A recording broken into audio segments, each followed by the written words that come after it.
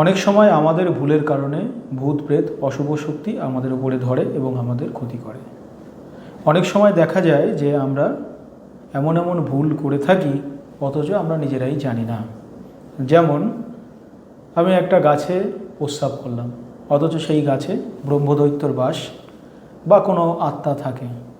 সেই আত্মাটি কিন্তু রেগে গেল, তারপরে সে কি করবে? আমাকে ক্ষতি করার চেষ্টা করবে। যদি আমার উপরে সেরকম ঊর্জা থাকে, আমি সাধন ভোজন করি, অনেক সময় সেটা থেকে রক্ষা পাওয়া যায়, আবার অনেক সময় রক্ষা পাওয়া যায় না। তারা হালকা রাশি হলে তাদের শরীরে সম্পূর্ণরূপে চলে আসে, না হলে দূর থেকে দৃষ্টি দিয়ে বিভিন্ন ক্ষতি করে।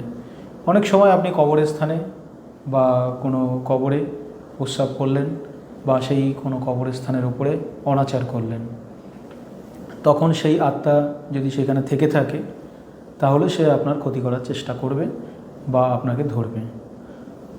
আমরা রেল লাইন দিয়ে যাচ্ছি, রেল লাইনে থুতু ফেললাম, এরকম ঘটনা কিন্তু ঘটেছে। এরকম একটা ঘটনা ঘটেছে যে রেল লাইন দিয়ে তিনি আসছিলেন এবং রেল লাইনের উপরে থুতু ফেলেছেন। সেই সময় সেই আত্মাগুলি ওখানে ছিল, 5খানা আত্মা তার উপরে ধরেছে। তাদেরকে জিজ্ঞাসা করা হলো যে তোরা এই রুগীকে ধরলি কেন? তখন সে বলছে যে আমরা ওখানে থাকি, আমাদের উপরে থুতু ফেলেছে, এর জন্য একে ছাড়বো না, এর ক্ষতি করব, তারপরে যাব। তাহলে বুঝতে পারছেন যে যেখানে সেখানে থুতু ফেলা বা যে কোনো জায়গায় প্রস্রাব করা, এগুলো ভেবে চিন্তে করতে হবে, কারণ কোথায় আত্মা আছে আপনিও জানেন না। তবে রেল লাইনের উপরে বেশি আত্মাগুলো থাকে, যেহেতু রেলে কাটা পড়ে, তো সেখানে থুতু ফেলা বা রেল লাইনের উপরে প্রস্রাব করা এগুলো যাবে না। তবে সবসময় যে থুতু ফেললে বা প্রস্রাব করলে সমস্যা হবে তা নয়, যেখানে আত্মা আছে তার উপরে থুতু ফেললে বা প্রস্রাব করলে সমস্যা হবে। তেমনি গাছের উপরে বললাম, কবরস্থানে বা শ্মশানেও এগুলো করা যাবে না। শ্মশানেও যদি করেন তাহলে কিন্তু আপনার সমস্যা হবে, কারণ শ্মশানেও আত্মা বাস করেন। সেখানে আপনি প্রস্রাব করলেন যে কোনো জায়গায়, তখন কিন্তু আপনি বিপদে পড়ে যাবেন।